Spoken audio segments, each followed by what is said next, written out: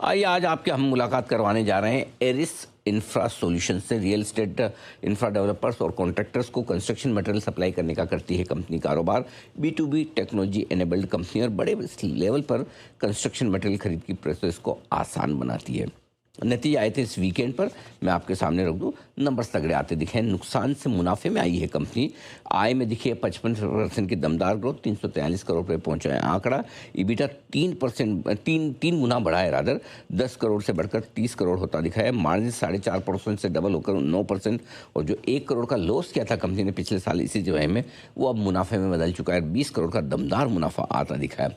आइए मुलाकात करते हैं हमारे साथ कंपनी के चेयरमैन, मैनेजिंग डायरेक्टर और को फाउंडर रौनक मोरबिया साहब कार्यक्रम में हो रहे हैं शामिल। जय हिंद कॉलेज मुंबई से आपने कॉमर्स में अकाउंटिंग और फाइनेंस में ग्रेजुएशन की है। 10 साल से ज़्यादा वक्त से आप कृषि एंटरप्राइजेस के सोल प्रोप्राइटर के तौर पर जुड़े हैं। कंस्ट्रक्शन मटेरियल सेक्टर का मोरबिया साहब को 13 साल से ज़्यादा का अनुभव है। मोरबिया साहब गुड मॉर्निंग, बहुत बहुत स्वागत है आपका, धन्यवाद समय देने के लिए।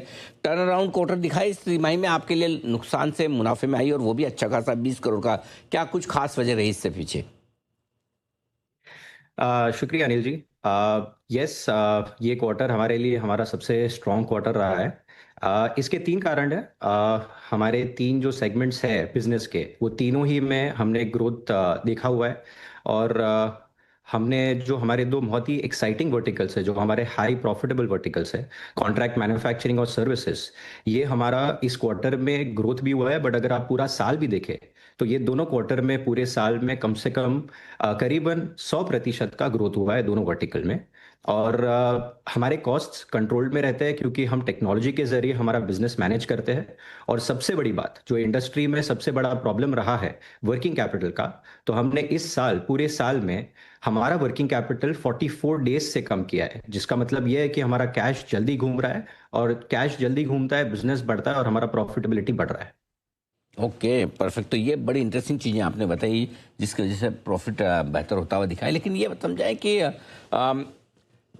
जो कैश फ्लो है आपके इम्प्रूव है, 57 करोड़ से 116 करोड़ रुपए जो पहुंचे, ऑलमोस्ट डबल हुए हैं। क्या ये वर्किंग कैपिटल साइकिल कम होने की वजह से ही इम्प्रूवमेंट है, या फिर आपके डेटर्स भी थोड़े कम हो रहे हैं, डेटर्स डेज भी कम हो रहे हैं, वो भी समझाएं। इस ये एक्चुअली तीन कारण होती है। एक, हमारा जो सप्लायर क्रेडिट टर्म्स है, वो हमारे इंप्रूव हो रहे हैं। आज हम सप्लायर क्रेडिट टर्म्स हमारे कम से कम 45 डेज प्लस हो गए हैं। हमको अच्छी क्रेडिट मिल रही है। बहुत बड़ा क्रेडिबिलिटी का सिग्नल ये भी था कि हम लिस्ट हो गए। हमारा रिसीवेबल डेज भी बहुत इंप्रूव हुआ है। आज हम 108 या 109 दिन पे खड़े हैं, जबकि हम करीबन 12 से 18 महीने पहले 130 या 140 दिन पे थे। और इसका ओवरऑल रिजल्ट ये है कि हमारा नेट वर्किंग कैपिटल डेज है जो 66 डेज पे खड़ा है, और ये इस इंडस्ट्री के हिसाब से बहुत ही अच्छा नंबर है।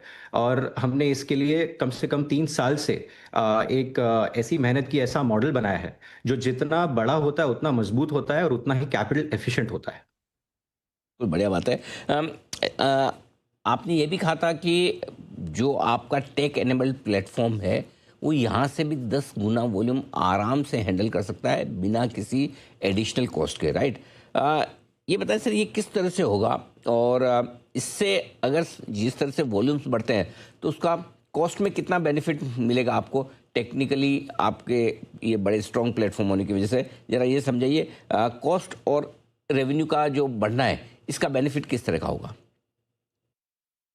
हमारा जो बिजनेस देखेंगे, पिछले साल का भी परफॉर्मेंस देखेंगे, हमारा ग्रॉस मार्जिन एक ऐसा हैवी ग्रॉस मार्जिन बिजनेस नहीं है जहां पर 30 से 40% का पॉसिबल नंबर पॉसिबल है।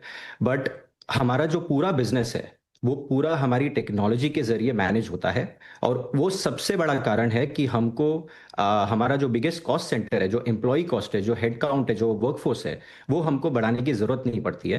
तो पिछले 2 साल में हमने जो इम्प्रूवमेंट लाया है उसमें सबसे बड़ा ऑपरेटिंग लेवरेज दिखा है।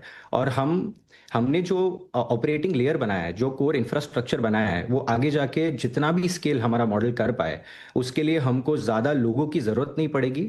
हम उतना ही लोगों पे कम डिपेंडेंट है। हम सिस्टम ड्रिवन कंपनी है और हमारा पूरा बिजनेस हमारे टेक्नोलॉजी के जरिए ही मैनेज होता है। तो इसी तरह हम हमारा कॉस्ट कंट्रोल कर पाएंगे। और ग्रॉस मार्जिन से सबसे बड़ा जो कॉस्ट है उसको कंट्रोल करके बहुत ही बड़ी मात्रा में वो ऑपरेटिंग कॉस्ट में भी फ्लो होगा और इवेंचुअली वो पैट में भी फ्लो होगा। परफेक्ट। अब बताएं सर, इस तिमाही की परफॉर्मेंस तो बड़ी दमदार रही और पूरा वित्त वर्ष भी। FY27 अगले वित्त वर्ष को लेकर किस तरह का आउटलुक है? पिछले साल भी हमने करीबन 40% का ग्रोथ किया था। इस साल भी हम प्रोजेक्ट कर रहे हैं कि हम एक 40% का ग्रोथ करेंगे। हमारा पैट भी ग्रो होगा, कंपाउंडिंग होगा। और सबसे बड़ी बात यह है कि हम ये इस साल चालू कर रहे हैं, शुरू कर रहे हैं करीबन 80% से ज़्यादा बिजनेस की विजिबिलिटी से। तो हम हमारा मॉडल आज हमारे मॉडल पे आज 3,000 से ज़्यादा कस्टमर्स है। हमारी 90 लाख टन से ज़्यादा मैन्युफैक्चरिंग कैपेसिटी है जो बढ़ रही है। हमारा सर्विसेज वर्टिकल जो सबसे ज़्यादा एक्साइटिंग वर्टिकल है वो भी ग्रो कर रहा है। तो हम बहुत कॉन्फिडेंट हैं कि हम इस साल भी एक करीबन 40% का ग्रोथ अचीव कर पाएंगे। बिल्कुल 40% की दमदार ग्रोथ है। अगर आप पूरे वित्त वर्ष में अचीव कर पाते हैं तो ये बहुत बढ़िया परफॉर्मेंस होगी। रौनक जी, बहुत बहुत धन्यवाद और एक बार आपको फिर से अच्छे नंबर्स पे बधाई और शुभकामनाएं भी कि आप अगले साल के लिए बड़े एग्रेसिव टारगेट लेकर चल रहे हैं। एरिस इंफ्रा, ये है टॉप मैनेजमेंट आपके सामने। स्टॉक में बड़े एक्शन नतीजे के पहले दिखा भी था, पिछले हफ्ते काफ़ी अच्छे एक्शन में रहा है। आज थोड़ी प्रॉफिट बुकिंग ऊपरी स्तरों से आती दिखी है नंबर्स के बाद।